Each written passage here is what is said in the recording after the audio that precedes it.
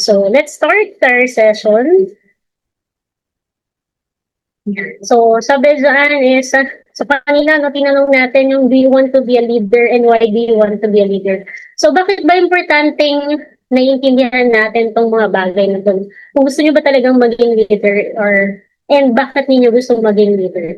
Kasi pagdating sa leadership, no, at times it's optional, at times it is necessary. No? So madalas necessary siya because we always need some people to step up. No? Out of need, madalas doon lumalabas yung mga leaders. No?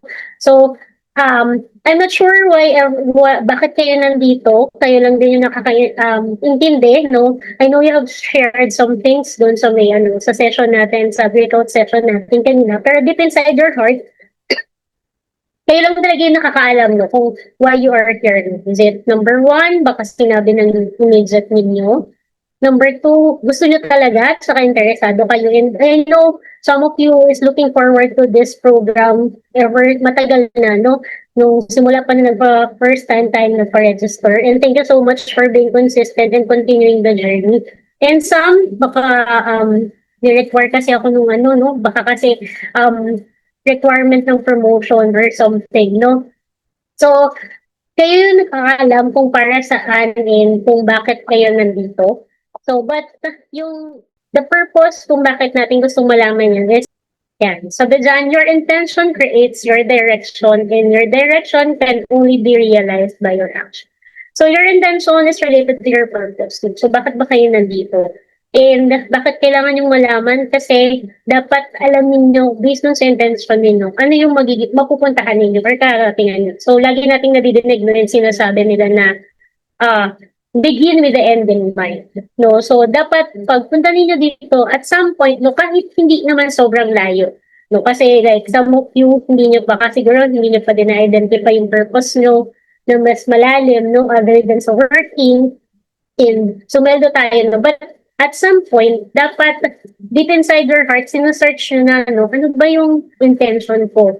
No, why am I going to continue this journey? So, itong buong EH Junior Leadership journey natin, no, nung orientation, na-lay down ni Mika na hindi siya madali, and it's gonna be a long ride.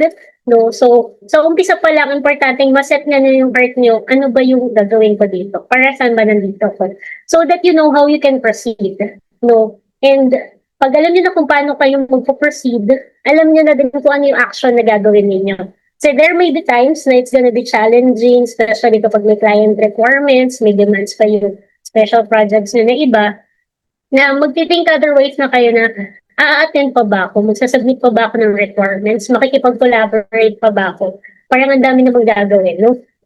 So importante, naiintindihan nyo kung saan nyo gustong makarating. So that your actions will be aligned doon sa gusto nyo marating.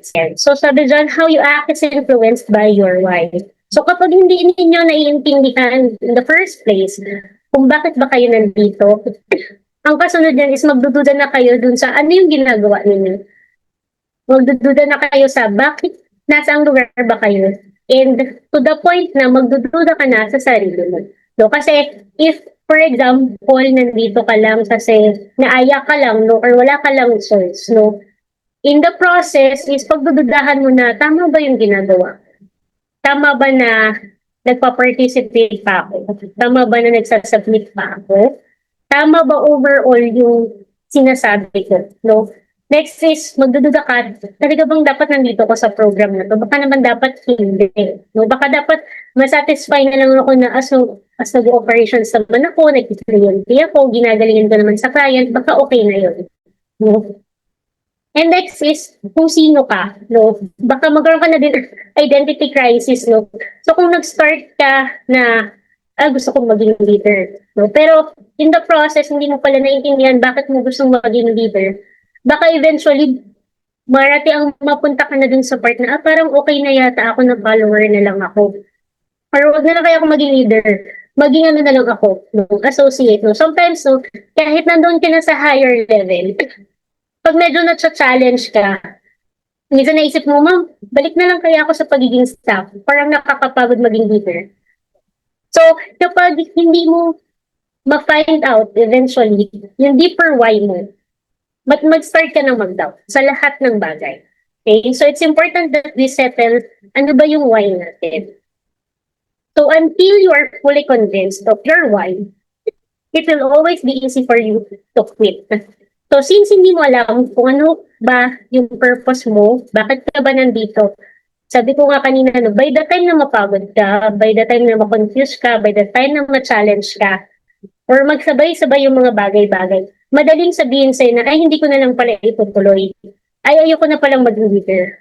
Baka siguro sa susunod na lang. No? Saka ko na lang bibigyan yung chance ko, yung sarili ko na maging leader. Okay? So what happens when you do not fully embrace the purpose why you do? So ano bang mangyayari kung napilitan ka lang or hindi mo din sure, baka naaya ka lang ng unsino. Number one is, it's easy to quit or disengage. Sabi ko nga kanina, no, madaling umayaw. Kasi in the first place, madali mo sabihin sa sarili mo na, ay, ayoko naman pala dito. Parang, ay, okay lang naman kasi sila lang naman yung nagsabi na maging leader ako. Ako nga, hindi ako naniniwala maging leader ako. So, madaling umalis. Number two, you get tired easily and you always want to pause or break. So, kapag hindi ka convinced na dun sa purpose kung bakit ka nag-lead or bakit gusto mo maging leader, pag napagod ka, may isip mo, ay, sa susunod na lang, magpapahinga muna ako. Ay, sige, bata pa naman ako, ganito na lang muna ako. Tsaka na lang pag medyo tumanda-tanda na ako, tsaka na lang ako mag-lead na. Next is short-term thinking. So, madalas kapag hindi natin naiintindihan yung why natin, ang plans natin, ang mindset natin is baka hanggang pang bukas lang. Or posibleng pang next month lang, no? Baka sa susunod, hindi ko nga sure kung gusto ko pa silang turuan, hindi ko pa sure kung gusto ko pa silang tulungan, hindi ko nga sure kung gusto ko magka-team or baka okay na ako mag-isa na lang ako sa sa clients ko, no? Or sa team namin. So, madalas ang thinking natin short term lang and madalas pag short term pang atin lang. Next is unclear with the direction for yourself and others. So, pag ikaw mismo sa sarili mo, hindi mo alam kung bakit gusto mo maging leader at bakit mo gusto mo mag-lead, no? Pag nag-lead ka na ng ibang tao, magiging evident yan. Kasi hindi mo din alam kung paano mo sila didirectionan. Kasi hindi mo nga alam kung ano yung gusto mong gawin para sa kanila. No? And even para sa sarili mo. So, kapag dumating yung point na magme-mentoring ka na or binigyan ka na ng opportunity to take charge, hindi mo na alam yung gagawin. Kasi in the first place, hindi mo nga sure bakit ikaw kaya yung inassign doon. So, magiging magulo ka sa pag-lead and magiging confused ka sa sarili. Next, people will not trust you due to lack of authenticity. So, kapag ikaw mismo hindi ka sure kung bakit ka nag-lead, masisense eventually ng mga tao yan. We can say a lot of good things.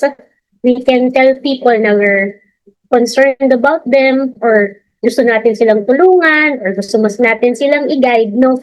But if it's not real or hindi talaga siya galing sa puso natin or wala talaga yung purpose natin is para lang talaga sa sarili natin, hindi kasali yung ibang tao, eventually lalabas at lalabas yan. And masisense yan ng mga tao sa paligid nila. So no matter how good of a speaker you are or how fluent you are, no, mafe-feel nila yan. So, hindi ka nila pagtitiwalaan. So, they might look like they're listening, but in the end, hindi. No? Kasi, nafe-feel nila na hindi totoo yung sinasabi.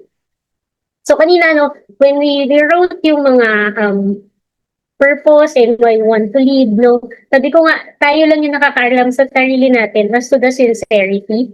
But, yung alam natin and yung laman ng heart natin about leadership will eventually come out. So, it can't be helped, no? Eventually, lulutang yan. And lastly is yung ineffective influence. So, paminsan kahit effort ka na, if it's only for yourself, or dahil requirement lang yan, or dahil wala ka lang choice, no? Eventually, you won't be able to influence other people. Kasi this part is medyo connected yan doon sa authenticity. You cannot influence people when they do not feel yung sincerity into in helping them and leading them. Okay? So, sobrang critical nung being able to identify yung why natin or yung purpose ng leadership natin. Ayan. So, pumunta na tayo dun sa identifying yung why natin. Ma'am, paano ko ba malalaman ano yung purpose ko? Or ano ba yung why ko? Kasi paulit-ulit tayo, ano ba yung purpose? Ano ba yung why? And each purpose is clear, meaningful, noble, and aligned with your life's purpose and enduring. So it inspires direction and drives action. So ako personally, no, and dito sa AH leadership natin, no, hindi kami yung magbibigay sa inyo ng purpose ninyo at saka ng why ninyo. Kayo mismo yung mahanap sa sarili ninyo, no, ano ba yung purpose ko and ano yung why ko. So pero meron tayong mga guidelines, no, so that you will be able to identify ito bang purpose na nasa isip ko or nasa heart ko is an EH purpose. Sabi dyan, clear, meaningful, noble, aligned with your life's purpose, and enduring. It should inspire direction and drive action. Sige. Mag-sample tayo ng isang EH purpose. Yan. Ito lagi natin nadidinig tong EH purpose na to, no? We are not working, we are serving. No, sa kahit sa mga pictorials natin, 'di ba? Sinasabi natin 'yan. We are not working, we are serving. No? So para sa hindi mga nakakaalam, no, this is an EH purpose. So kung hihimay-himayin natin siya, it's clear. No? So simpleng-simple yung sinasabi niya, no? Hindi ako nagtatrabaho, nagsaserve ako. Next is meaningful. May sense, 'di ba? May lalim. No? Hindi siya, basta okay na ako, basta sumulpot ako today, pwede na yun. No? So it makes sense, no? So it contributes something, and it's something that makes us better people, no? Next, it's noble. It's beyond oneself, no? So important dun sa EH natin, no? Kung maalala niyo yung description natin or meaning natin ng EH, it has to be noble. So kanina nadinig ko, no? Madami sa inyo yung nagbanggit sa bakit nyo gustong maging leader. It's something that is related to creating impact, helping others, serving others. So it's something that is beyond yourself. No? So that's a main characteristic of isang leader. Next is aligned with life purpose. Ma'am, bakit kailangan aligned pa with life purpose? Kasi if it's not aligned with your life purpose, you will get confused eventually and you will act in separate functions. So, paano bang example ng align with life purpose? No? For example, no, ang sabi natin is, ang purpose ko po sa pagiging leader is gusto ko talagang mag-create ng impact sa buhay ng ibang tao. No, pero ang personal life purpose mo pala is, ang gusto ko po ay mag-relax, matulog lang buong araw, basta dapat hindi lang ako stressed. No? So, pag tinignan ninyo, there is this alignment. No? Kasi syempre, hindi ka makakatulong sa ibang tao if you will always seek for your personal comfort. No? And when that time comes, pag na-torn ka between mag-mentoring ba ako, inimik ko ba yung mga tao ko, or inaantok na kasi ako, or kasi may gala ako bukas, no? Mahirap ka mag-decide. Kasi contradicting yung life purpose mo or yung direction mo for yourself and yung direction mo towards leadership.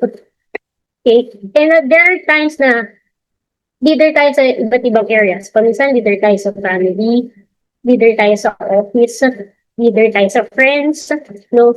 Pero, hindi pwedeng magkakaiba yung leadership na idea natin doon. So, if we want to serve, as much as possible, we have to cover serving all people sa paligid natin. So, that's why it's an EH. Parang hirap naman yan. Syempre, it's gonna be challenging, but you will learn how to do it in the process. No? Pero importante, that's what's on your mind.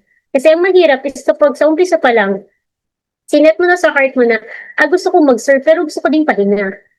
So, kahit anong gawin mo dyan, maglalakad yung paa mo pakaliwa, yung kabila mong paa, pakanan. Eventually, wala kang mararating. And kahit wala kang maminit kasi torn ka.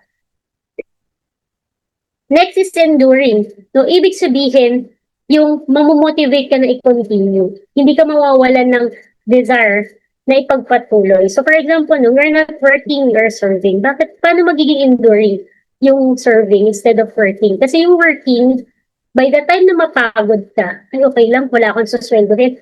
Ay okay lang, wala muna akong work. Tambay muna ako sa bahay or bahala na muna yung family ko.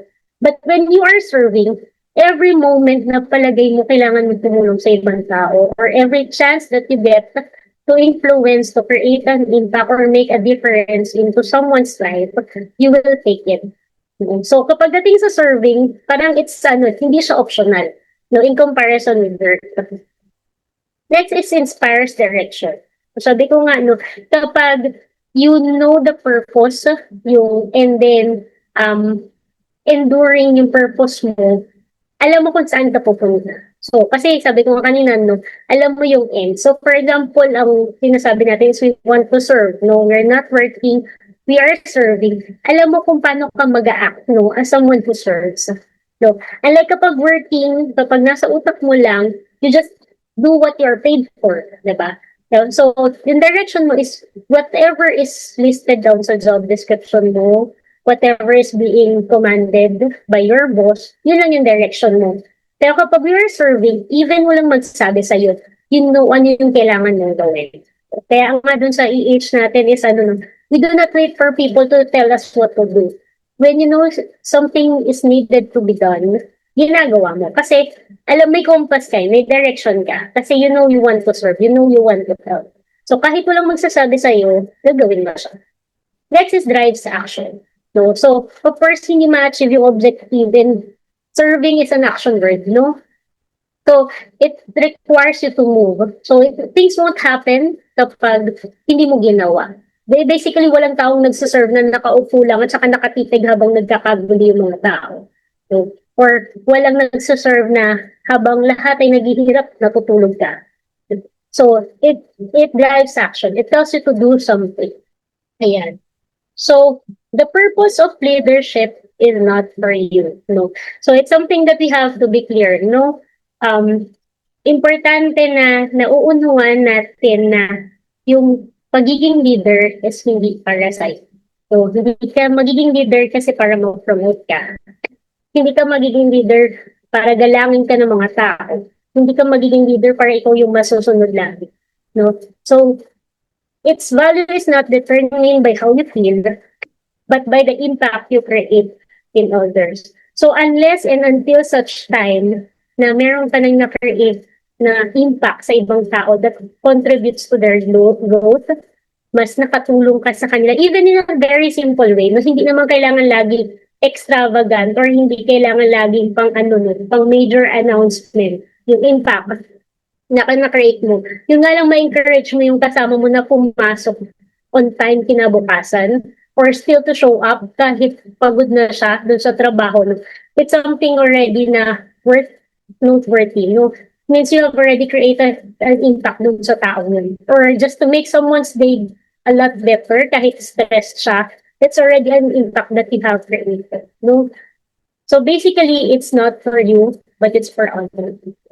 Next is it possible for someone young or inexperienced to become a leader? So what if hindi ko pa alam yung purpose ko? No? Especially at a very young age. No? Madalas hindi pa natin alam yung purpose natin. Madalas, no, parang nandito lang tayo kasi kailangan ko mag-work, kailangan ko makatulong sa pamilya ko, kailangan ko kumita. No? So posibleng hindi pa natin alam yung deep purpose natin. No? So kanina nadinig ko may nagsabi na merong hindi pa na alam kung gusto niya talaga maging leader at saka kung bakit niya gusto maging leader. And it's okay.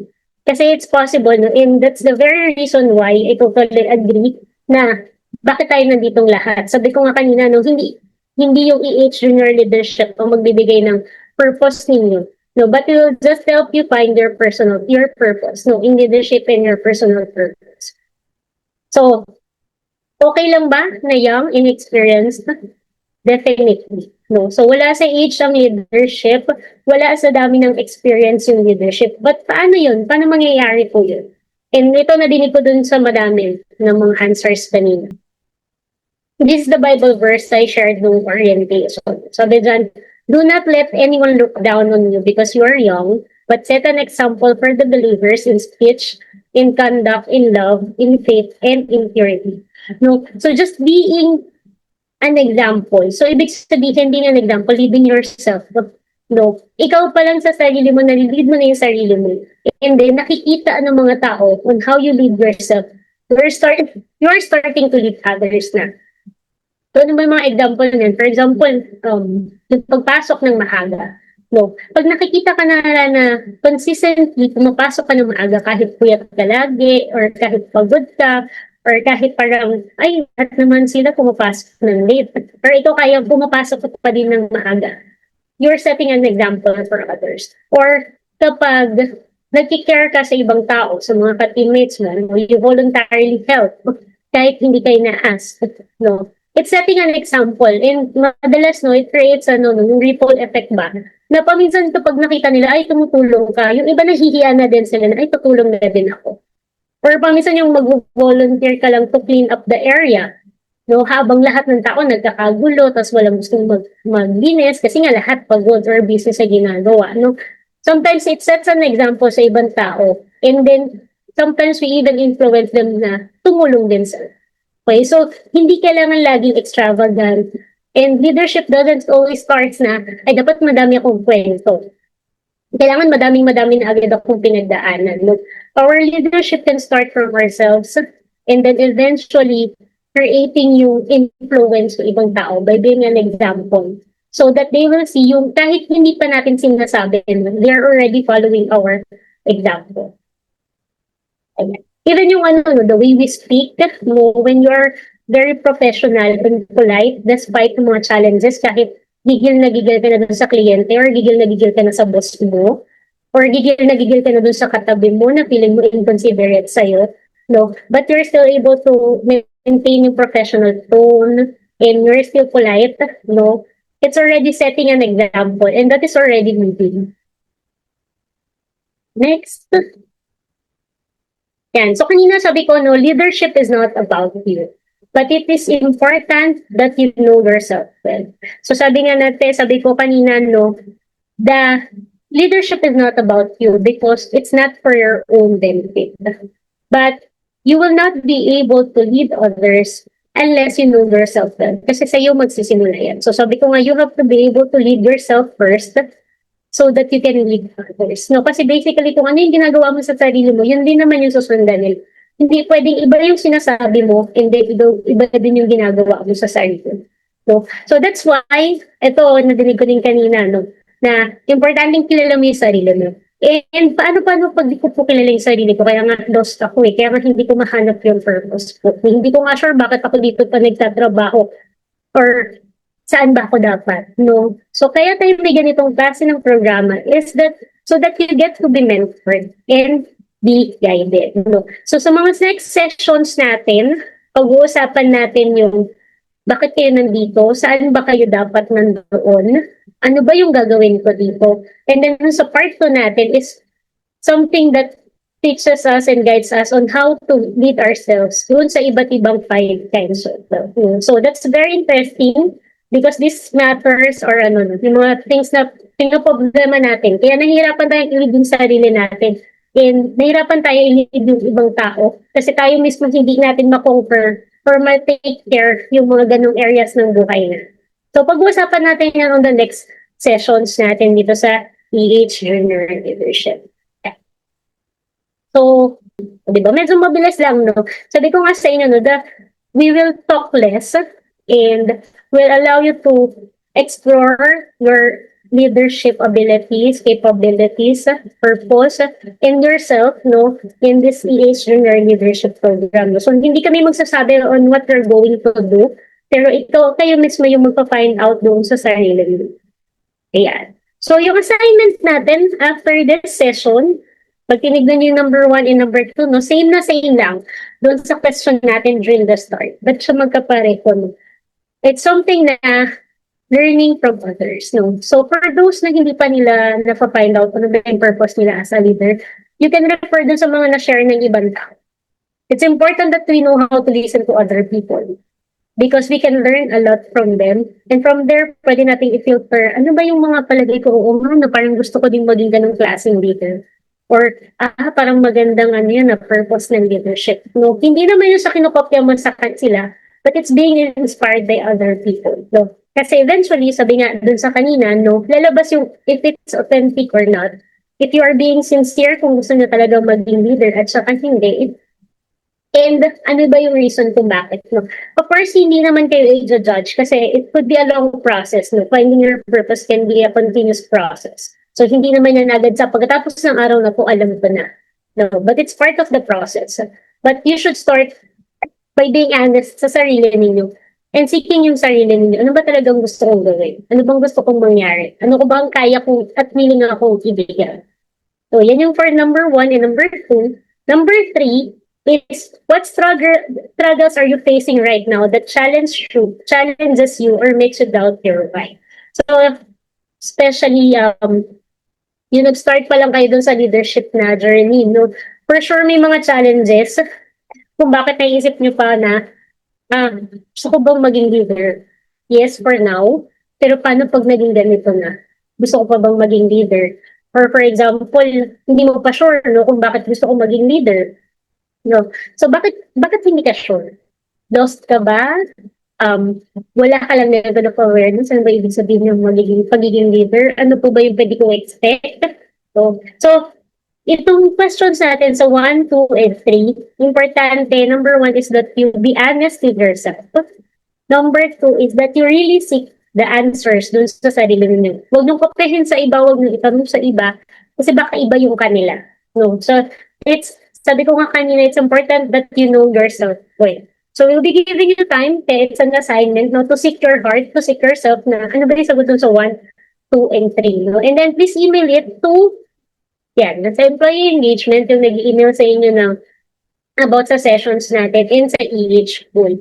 Because after this, no, of course, babasahin namin. No, it's not to judge you, no, but for us to be able to know how to guide you, especially identifying you gaps. Kasi eventually, you'll be finding your EH mentor. No, we'll be sending you a link on how to find your EH mentor. So, meron tayong guidelines that we'll be sharing with you kung paano kayo pipili ng EH mentor ninyo.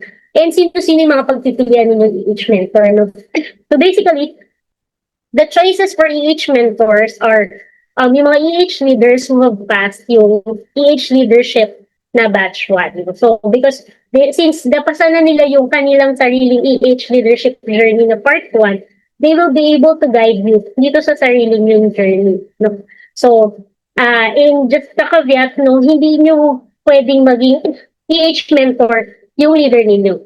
So, hindi yung mga direct, no? For example, siya yung, dahil most of them are partners, kung siya yung partner mo doon sa team mo, basically, hindi mo siya pwedeng piliin. So, you have to find a different EH mentor. So, bakit kailangan magkaiba? So that you can also get other perspective, no? And so that you can be more open, no? Siyempre, paminsan kapag affected yung mga operational concerns natin, no? Sometimes medyo nag-hesitate tayo mag-open up, no? So, you'll be choosing from those mentors na hindi ninyo leaders sa team na executing nyo na operations team. Ayan. Okay, next po. Ayan. So before we end, no? So we're closing this session na with this, just want to share this with you. So be intentional, be purposeful, be consistent, and turn your purpose into action. So as you can see, we started this journey by purpose. No? So it's important that we know kung ano yung end and ano yung direction natin para sa sarili natin so that our actions will be aligned and will help us ensure that we will get there. No? And ang ating EH framework, no, you'll be hearing a lot of this from now on. My growth, my decision, everything starts with you. So this whole journey is basically not for your own benefit lang, but it will help you understand yourself more. It will help you start with yourself by leading yourself first so that you can lead others as well. Ayan. So, yun lang and thank you so much.